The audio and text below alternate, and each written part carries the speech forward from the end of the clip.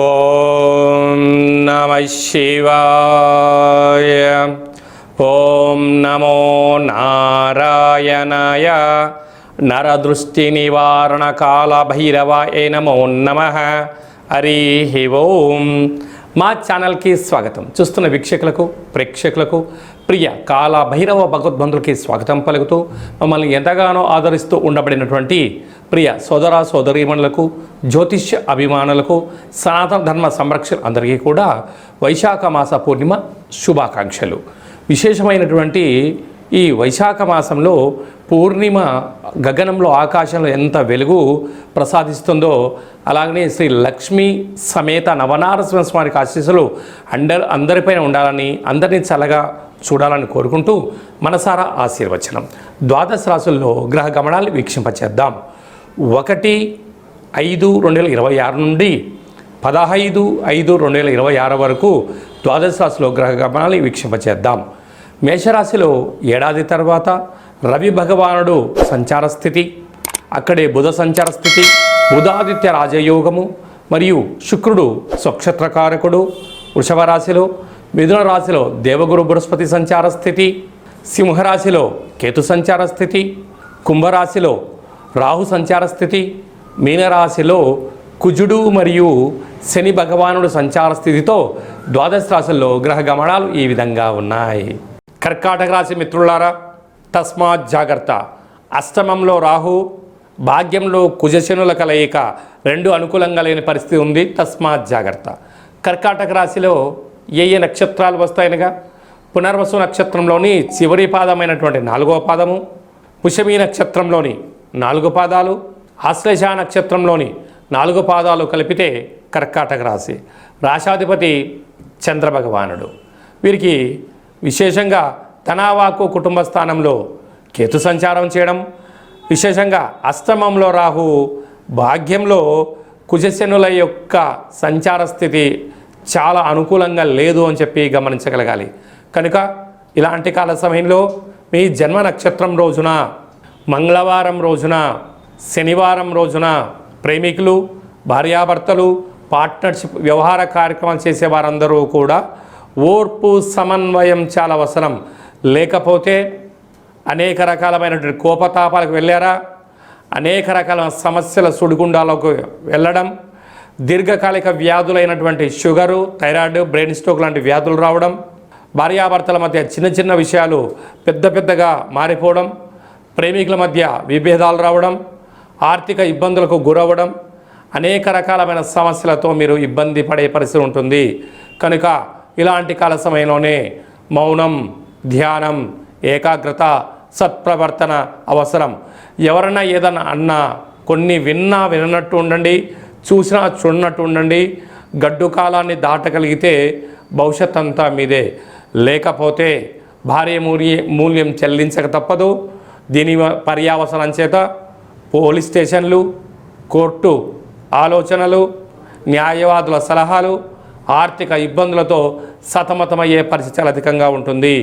కనుక ఇలాంటి కాల సమయంలో ఈ పూర్ణిమ తిథి యందున ఒక వెడల్పాటి పాత్రలో పాలను పోసి అందులో తెల్లటి పుష్పాలను వేసి చంద్రుని దర్శించి మీ కోరికలు నెరవేరాలని చెప్పి దండం పెట్టుకొని ఆ పాలను తీర్థంగా స్వీకరించండి. ఈ పాలను నదిలో కలపండి. అదృష్టం మీ సొంతం, గ్రహదోషం నివారణ కలుగుతుందని చెప్పి గమనించాలి. మనకు ఈ విధంగా వైశాఖ మాసం అంతను కూడా అద్భుతమైన ఆధ్యాత్మిక మాసము. అంటే సకల దేవతలు జన్మించినటువంటి కళ్యాణ మహోత్సవ కార్యక్రమాలను కూడా మనం చూసుకుంటూ ఉంటాం. కనుక ఈ వైశాఖ మాసంలో పూర్ణిమకు తిథి రోజు ఒక్కరోజు ముందర మనకు లక్ష్మీ నవనారసింహ స్వామి యొక్క జయంతి మహోత్సవ కార్యక్రమాలు కూడా జరుగుతున్నాయి. కనుక మనమందరము కూడా స్వామివారి కళ్యాణంలో పాల్గొన్న తదనంతరము ఈ పూర్ణిమ తిథి యందున తప్పకుండా రాత్రిపూట ఒక వెడల్పాటి పాత్రలో నీటిలో విభూదిని వేస్తే తెల్లగా కనపడుతుంది. అందులో నుంచి చంద్రుని దర్శించగలిగినట్లయితే ఆ చంద్రుని చూస్తూ మీ కోరికలు కోరుకొని ఈ యొక్క సంపూర్ణమైనటువంటి చంద్రుని దర్శనం చేసినటువంటి ఈ యొక్క క్షీరసాగరంతో సమానమైనటువంటి ఈ యొక్క విభూది జలాలను తలపైన చల్లుకున్నట్లయితే తదనంతరం ఒక మామిడి వృక్షానికి పోసినట్లయితే అఖండమైన అష్ట కష్టాలు తొలగిపోయి అష్టైశ్వర్య ప్రాప్తి కలుగుతుందని చెప్పి గమనించాలి. మనము ముఖ్యమైన పండగల గురించి క్లుప్తంగా సవివరంగా సంపూర్ణంగా తెలుసుకుందాం. 1వ తారీఖు మే నెల 2026వ సంవత్సరము వైశాఖ మాస పూర్ణిమ, స్వాతి నక్షత్రంతో కూడుకున్న పూర్ణిమ సందర్భంగా సంపూర్ణమైనటువంటి లక్ష్మీదేవి కటాక్షం కోసం చేసేటువంటి పూజా కార్యక్రమం. ఏ పూజ చేసినా, ఎందుకనగా లక్ష్మీదేవి క్షీరసాగర మదనంలో మనకు ఉద్భవించిందని మనకు వేదాలు చెప్తున్నాయి. కనుక ఆ రోజు ఉప్పును పూజ చేసి ఆ ఉప్పును ప్రవహించే నీటిలో వేసిన, లేకుంటే ఇంట్లో నైరుతి మూలలో ఉంచినట్టయితే లక్ష్మీదేవి కటాక్షం అపారంగా కలుగుతుందని చెప్పి కూడా గమనించాలి. 10వ తారీఖున వైశాఖ మాస బహుళాష్టమి, కాళాష్టమి. కనుక కాళాష్టమి సందర్భంగా గృహంలో కాళభైరవ స్వామి స్మరణ, ధ్యానము, దీపం వలన సకల అష్ట కష్టాలు కూడా తొలగిపోతాయి. 12వ తారీఖున హనుమాన్ జయంతి.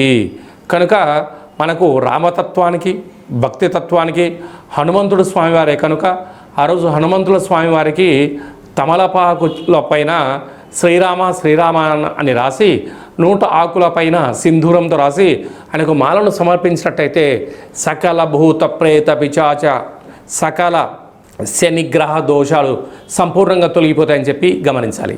అలాగనే మీ వ్యక్తిగత జాతకం తెలుసుకోవాలనుకుంటున్నారా? మీ యొక్క పేరు, పుట్టినటువంటి తేదీ, నెల, సంవత్సరం, పుట్టిన సమయం రాసి వాట్సాప్ ద్వారా పంపించగలరు. అలాగనే డేట్ ఆఫ్ బర్త్లో లేనటువంటి వారు మీ యొక్క పేరు, మీ యొక్క ఫోటోను వాట్సాప్ ద్వారా పంపించగలిగినట్లయితే గవ్వళ ద్వారా, రమణ శాస్త్రం ద్వారా, కాళభైరవ ఉపాసన చేత భూత భవిష్యత్ వర్తమానాన్ని తెలియజేయడం జరుగుతుంది. మీ డేట్ ఆఫ్ బర్త్లు పంపించినట్లయితే 100 సంవత్సరాల జాతకాన్ని రాసి పంపించి మీరు పుట్టినప్పుడు గ్రహ గమనాలు ఎలా ఉన్నాయి, ప్రస్తుతం ఎలా ఉంటున్నాయి, భవిష్యత్తులో ఎలా ఉండబోతున్నాయో సవివరంగా సంపూర్ణంగా తెలియజేయడం జరుగుతుందని చెప్పి గమనించాలి. అపాయింట్మెంట్ తీసుకొని సంప్రదించగలరు. అందరికీ శుభాన్ని, జయాన్ని, ఐశ్వర్యాన్ని, ఆనందాన్ని ప్రసాదించాలని మనసారా ఆశీర్వచనం. శతమానం భవతి శతాయు పురుష సతేంద్రియ ఆయుష్యేవేంద్రియే ప్రతిష్టతి. ధనం ధాన్యం బహుపుత్రలాభం శత సంవత్సరం దీర్ఘమాయు. సర్వే జనా సుఖినో భవంతు.